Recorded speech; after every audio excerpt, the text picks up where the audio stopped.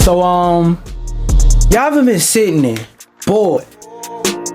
Like, yo, I wish that KFC would come out with another console, with another gaming system, with something else gaming related to entertain me. Because these modern day games, they just don't do it for me. They don't do it for me. It's not it. That's not it. PlayStation 5, ill. Building a PC, $2,000 just to get a system that lasts 2 years? Nah, no, that's a waste of money for me. An Xbox? Hell no. A phone, a modern day phone that can play decent games? Oh my God. Oh, I already got a phone. Why do I have to get a better one? Just to play mediocre games that microtransaction me to death? No, thank you. Well, KFC's got you covered, my boy. KFC, the kings of fried chicken. KFC, Kennedy Fried Chicken, they got you. They got you. The future is here. Who the fuck? Oh, they got you. The future is here now. KFC has dropped a new console. New console alert! This is a future big player in the gaming industry. A new gaming juggernaut is being created and cemented in front of your faces, y'all. And this KFC with their, wait, let's listen to the music. Let's see the cinematic unveil of their new Tamagotchi Candy Fried Chicken experience. Oh, that's fire. That's fire, yo. Yo. Cuatro bonetes, or whatever that said. What the fuck? Retro. Wait, is this not the English version? Is this only... Is releasing the Touchers Play Nugget last year. KFC Spain. Oh, it is only in KFC Spain. Okay, that's why it's in Spanish. Because it's coming out in Spain. Cadena. I don't know what none of this shit is saying. Yeah. Eduardo. That's a name. Eduardo Chicago. Yeah. €3.99. Yo. Y'all ready for the latest gaming juggernaut to drop some heat on y'all? Wow. Well, here it is. Yo, real question. Jokes aside. Y'all think this console can run at 60 FPS? Y'all think this console can run something of the likes of like Stellar Blade? Yo, when is Call of Duty Black Ops 6 coming out for the KFC Tamagotchi? Yeah. All jokes aside though, is it coming to KFC? Is it coming to the KFC Tamagotchi is a better question than is it coming to PS4? Because the answer is no, nigga. This article, goddamn, why did it zoom in so much? I wanted to take a look over and maybe look at the clip or whatever, because I heard about this and I think this is either going to be pretty funny or we're going to be able to get a cool conversation out of it. So either way, we're going to read through it. Apparently, Pokimane couldn't contain her laughter after FaZe Kaysan, this dude right here, asked her out to dinner to become better friends after a series of DMs that she shared on stream. So in case you're not following, Pokimane, this woman right here, this individual, is something called a Twitch streamer. Same thing I do. Basically, she gets up on stream and she plays video games, she reacts to videos, henceforth, therefore, so on, blah, blah, blah, blah, blah. That shit really doesn't deserve an intricate explanation, but there's somebody out there who doesn't know. So this chick, Pokimane, is a streamer. FaZe Kaysan, he is a long-time content creator for both platforms like both video creation platforms like YouTube, Twitter, and for platforms like Twitch, Kick. I don't know if he streamed on Kick, but you understand what I'm saying. He creates live content and he creates video content. Been in the content creation game for a very long time. He tried to shoot his shot at her. He basically hit her with the... I don't remember what the fuck they said in that TikTok. This is like a little TikTok meme with like the chica thing where she like licks her lips and says some crazy shit, but I don't remember what she said, so y'all niggas is lucky. Basically, Imani Pokimane, damn, the whole government, Pokimane is coming hot off the heels of her hilarious collaboration with Kaysan and FaZe Clan in a chaotic game of Mafia, which she discussed in a December 2 broadcast. So yeah, I did see that stream. Basically, for the 7 out of 100 of you that may watch this video and not know what the fuck Mafiathon 2 was, basically there's a popular content creator named Kaysan where he did this thing called the subathon, where he stayed on stream for a whole month and people paid him for it. It's basically what he did.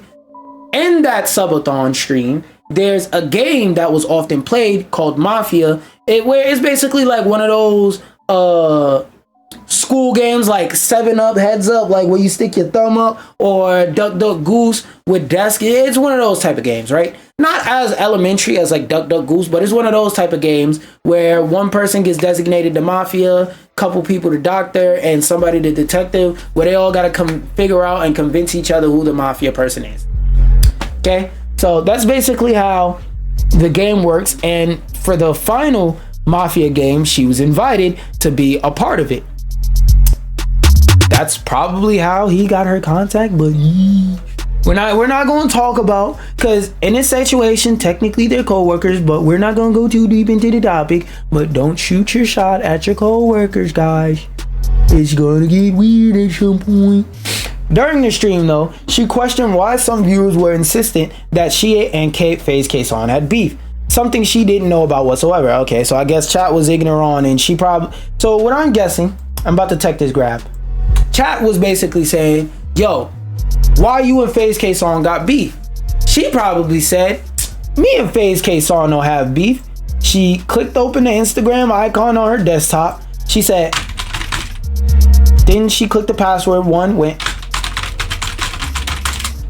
She hit the login button, logged into her Instagram, clicked over to her DMs to show people like, hey, he DM'd me something, you know, passive. He ain't DM me and tell me we got beef. So unless this motherfucker came out and said we got beef somewhere, he ain't tell me we got beef. That's probably what she did. Just trying to show that they was chill with each other.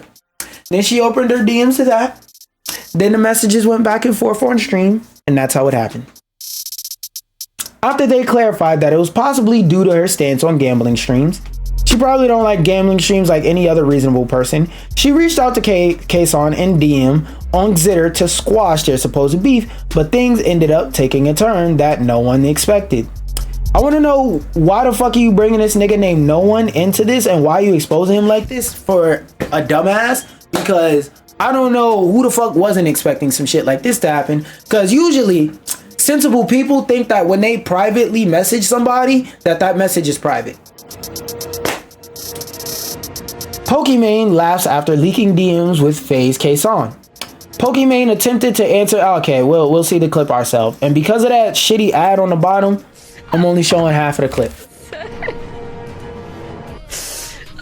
the cut. Hold up.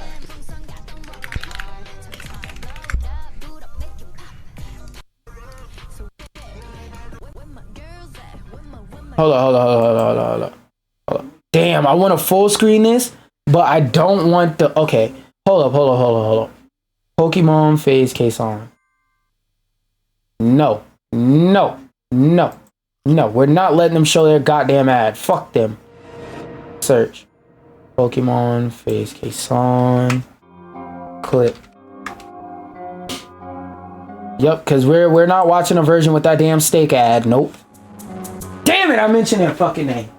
No, one is kind of funny. Maybe. No. It's kind of funny. No, one is kind of funny. Okay, we'll full screen. Yeah, we'll watch this version. How do you full screen on TikTok videos? Maybe. What the fuck? Am I tripping? They removed the full screen button? I know what we're not using. Kaysan is harassing. Alright, bro. Okay, hold on. We're gonna go to YouTube. We're gonna solve this shit. Cause if YouTube don't have the clip, then nigga nobody got the clip. That's just how that damn website is.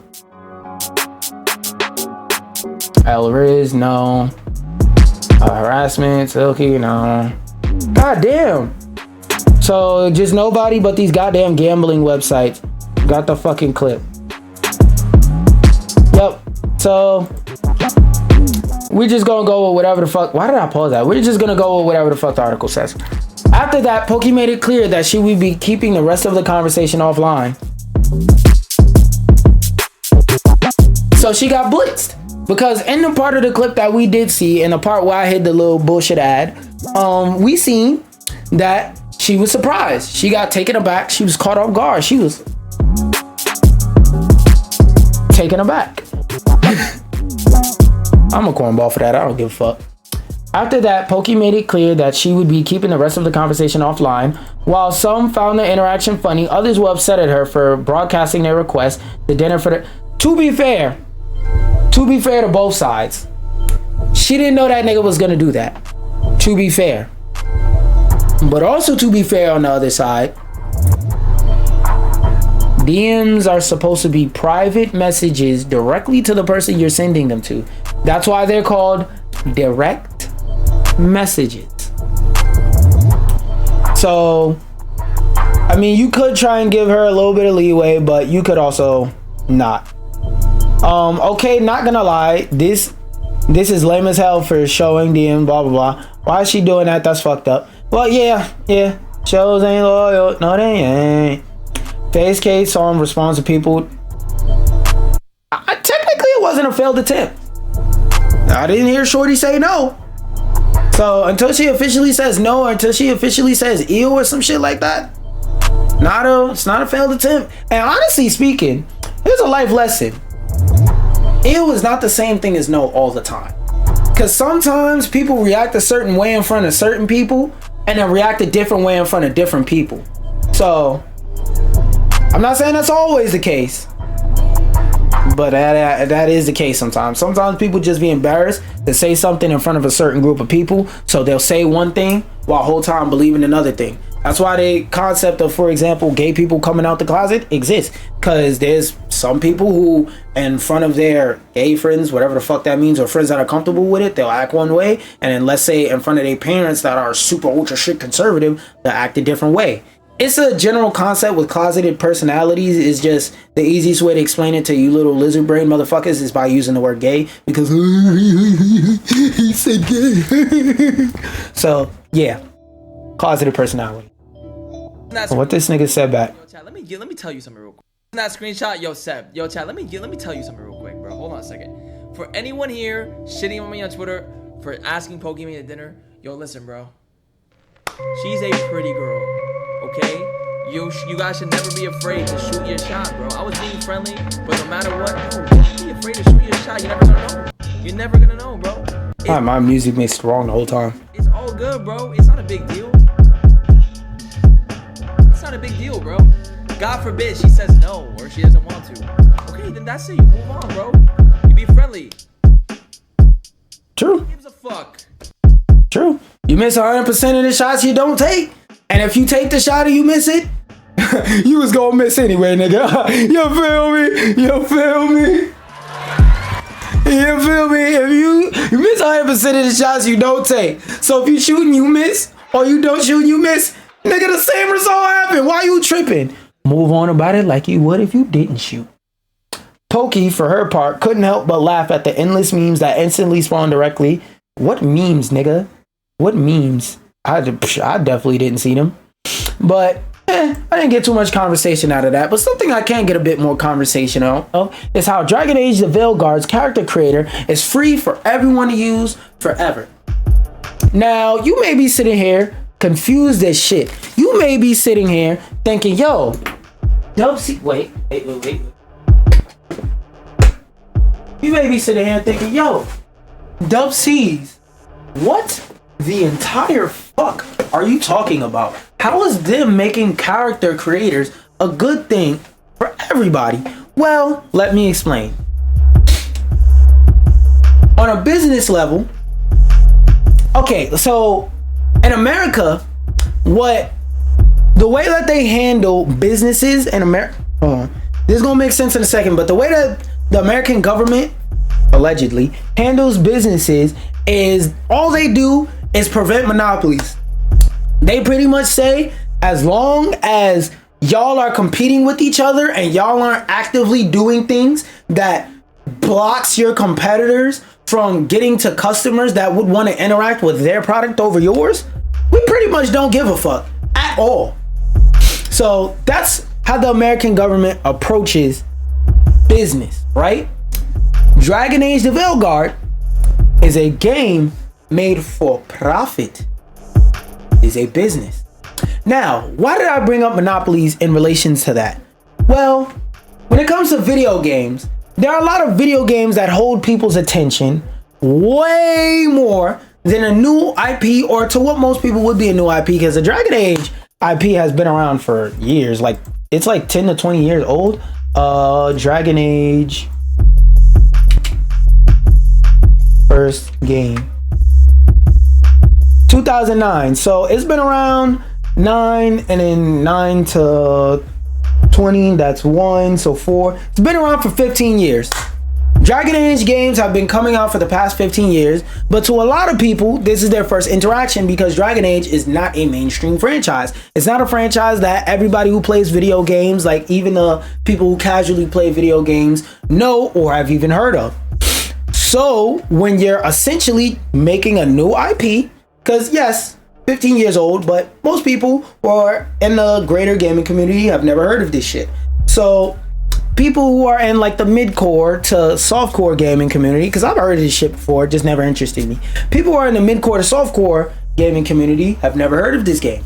So I bring that up. And the monopoly thing, because a lot of other games hold people's attention way better than a new IP is assumed to be capable of. Because this new IP can hold your attention more, but people are going to assume this game already has my attention. Why split my attention or give my attention to another game? You know? So them putting out a character creator makes you attached to a game that you haven't brought. Now you may be sitting there like, what the fuck does that mean? Think about it. If you spend 3 hours in the character creator, 2 hours, 1 hour, 30 minutes in the character creator, creating a character, what's gonna happen? You're likely gonna sit there and be like, well, I created the character for this game, and in the future this game will drop in price more and more, and it'll go on sale more often, and it'll be less expensive to purchase this game. And you'll sit there like, you know, I spent an hour in the character creator for this game. How much is this game? Google. Oh, this game is only $30. It's on sale right now. You know what? It's $30. Or whatever the fuck sound Google Pay or Apple Pay or whatever them shits are. The sound that they make. And you spend that $30. You get the game. Now you're trying the game. You're playing the game. You're like, you know what? This game's pretty cool. This game's alright. May not be the greatest. Or it may just be the greatest thing you've ever played since sliced bread. Maybe you only play Call of Duty every day and this is your first hardcore RPG experience, and this is the thing that makes you fall in love with it. Never know. But the thing is, you spent that time in that character creator, which made you attached to the character you created, which made you want to play the game. And even if it gets to the point to where you make 4 or 5 different characters, let's say, and you're like, yo, I made all these characters, but I've never actually played the game. Fuck it, why don't I just play the game at this point? I've spent 6 hours making a perfect characters. Why not use them in a goddamn story? So I implore more hardcore RPGs to make their character creators free. I really do. I really do, especially as a way to generate hype. Now, this game is already out. This game is already available for purchase and whatnot. But I think a cool way that a lot more studios can drum up hype for RPGs is a week before the game comes out, release the character creator and let people create their own characters, so that the day the actual game comes out, they download the actual game, import their character, and they could just get to playing the game sooner. Hey, I'm just saying, whichever, I don't like hardcore RPGs, so I'm not really doing this for the love of the game. I'm for the love of hardcore RPGs. I'm doing this for the love of gaming in general, okay? More hardcore RPGs. More hardcore RPGs should do this. I'm just saying, it's a great idea. Now, this seems like one of those nothing burger ass articles where I scroll down and it's a bunch of nothing to read about. So I just really wanted to bring that point up, because this also segues into my next point, because I saw another article about a game that I'm going to try out today about demos. Gaming studios, bring demos back. Because a lot of, one second while I drink some water. But a lot of gaming studios, I feel like they make games that make so much money and that are so well known, It's like they forget that in the entertainment industry, this is video games, music. Like if you're a musician, if you're an actor, in the entertainment industry, every time you put out more content for people to consume, you have to reprove that you're good at what you do. So for example, every time you're an actor, cause like, let me break it down like this. If you're a cashier, every week you don't have to take a test showing that you know how to check up registers. If you're, well actually no, I was gonna say an accountant, but you do have to maintain a license. But like most positions, you're not constantly tested every time you do something. And even with an accountant, that's like, let's say once a year. If you as an actor work 10 times a year, that's 10 times you have to reprove yourself or have a long resume of work that people can look at and say, yes.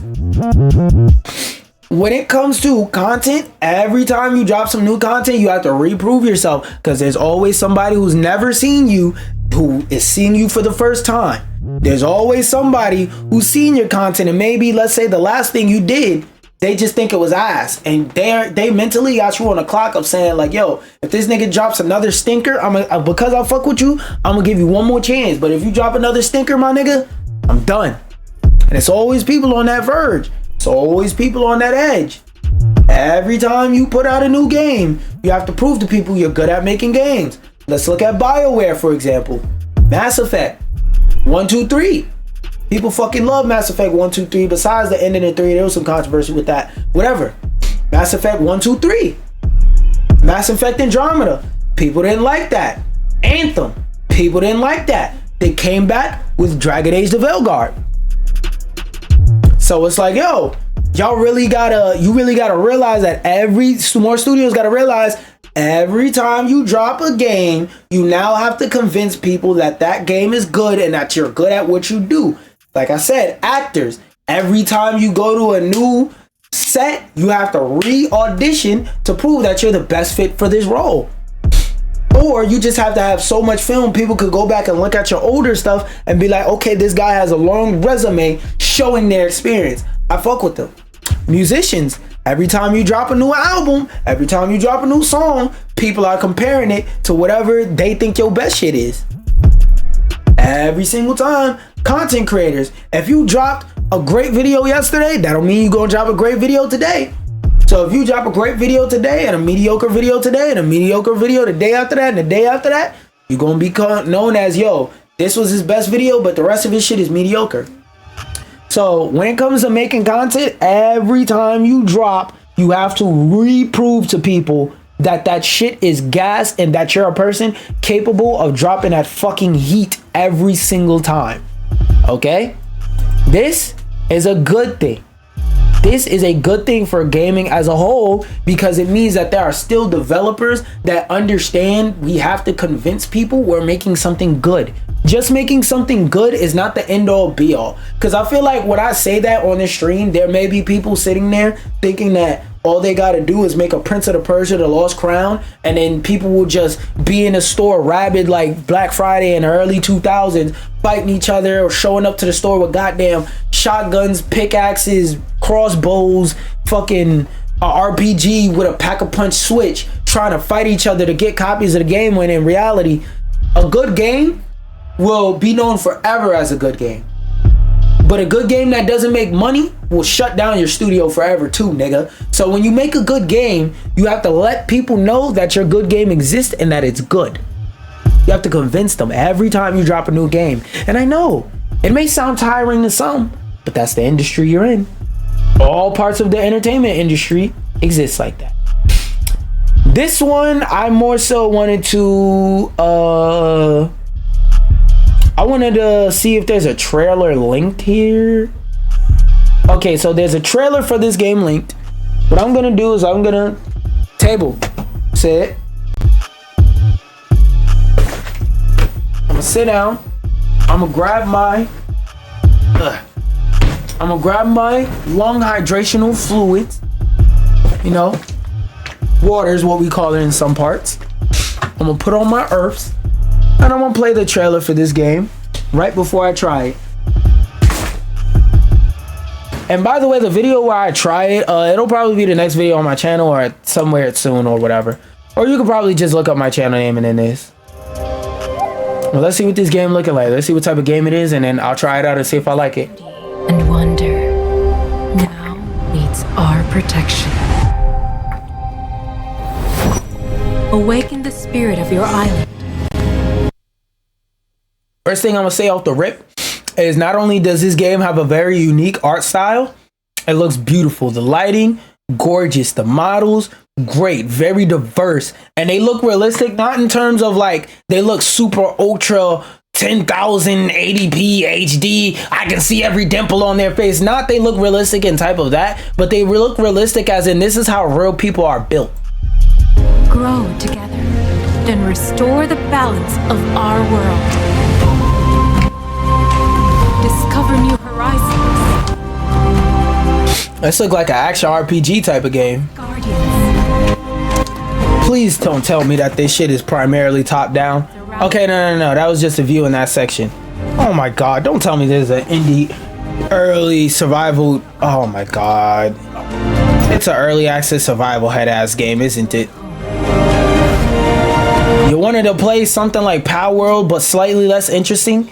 You wanted to play Ark but less innovative? As just We got you, nigga. Excuse me. Oh, it drops this year. Is it out already? Shit, this may see if Voyagers of Nera is a survival game championing the best part of Assassin's Creed Black Flag. Assassin's Creed Black Flag was a fun game. Let me check release date. In Q2 of 2025. So that trailer just fucking lied. And this is probably the damn article I'm in. Yup. So that this fucking article, I mean, wherever the fuck this video, goddamn it, lied. Whatever. We're going to play. We're finna